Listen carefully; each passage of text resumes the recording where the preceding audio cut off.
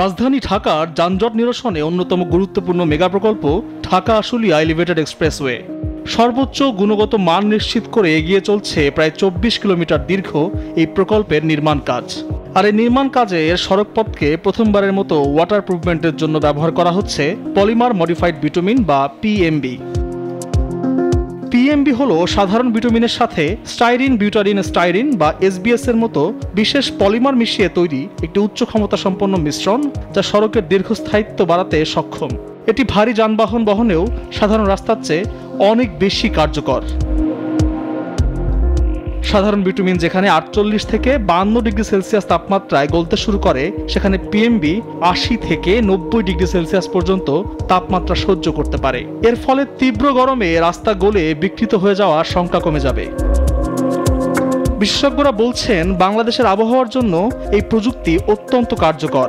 প্রকৌশলীদের মতে এই বিশেষায়িত বিটুমিন ব্যবহারের ফলে এক্সপ্রেসওয়েটি হবে অনেক বেশি টেকসই, দীর্ঘস্থায়ী এবং সাশ্রয়ী। আমরা যদি দেশেই সোর্স করতে পারি এবং যেটা বলছি কাস্টমাইজ করার যদি সুযোগ থাকে, তাহলে হবে কি আমার সড়ক, আমার এনভায়রনমেন্ট, আমার প্রকৃতি, আমার যানবাহনের সাথে কাস্টমাইজ করে এই পিএমবি যদি আমরা দিয়ে এক্সপ্রেসওয়ে তৈরি করতে পারি, এটা একটা লাক্সই টেকসই সমাধান। বসুন্ধরা গ্রুপ এই ধরনের বিটুমিন তৈরির তাদের সক্ষমতা আছে। হোম গ্রোন টেকনোলজি এবং লোকালি আমাদের যে ল্যাব আছে সেখানেই কিন্তু পরীক্ষাকৃত করা এবং গুণগত মান ঠিক রেখেই এই ধরনের বিটুমিন কিন্তু সোর্স করা হচ্ছে। উন্নত মানের এই বিটুমিন এখন দেশেই উৎপাদন করছে শীর্ষ শিল্প গোষ্ঠী বসুন্ধরা গ্রুপের প্রতিষ্ঠান Bashundhara oil and gas company limited. প্রকল্প পরিচালক বলছেন, আমদানি নির্ভর না হয়ে দেশেই উৎপাদিত এই অত্যাধুনিক বিটুমিন ব্যবহার করা হচ্ছে ঢাকা আশুলিয়া এলিভেটেড এক্সপ্রেসওয়ের কার্পেটিং এর কাজে।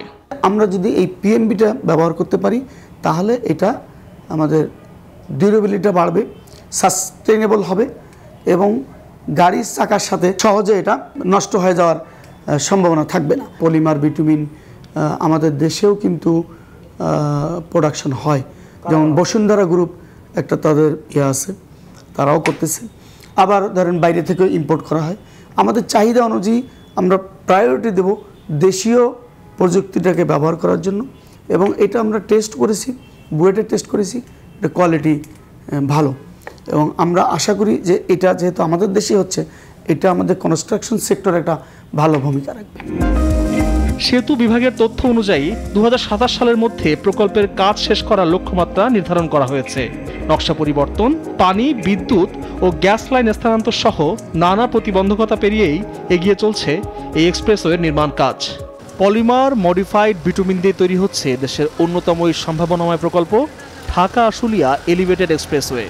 বিশেষজ্ঞরা বলছেন, অত্যাধুনিক এই প্রযুক্তির ব্যবহারে স্থায়িত্ব বাড়বে এই এক্সপ্রেসওয়ের, যা দেশের অর্থনীতিতেও দীর্ঘস্থায়ী প্রভাব ফেলবে।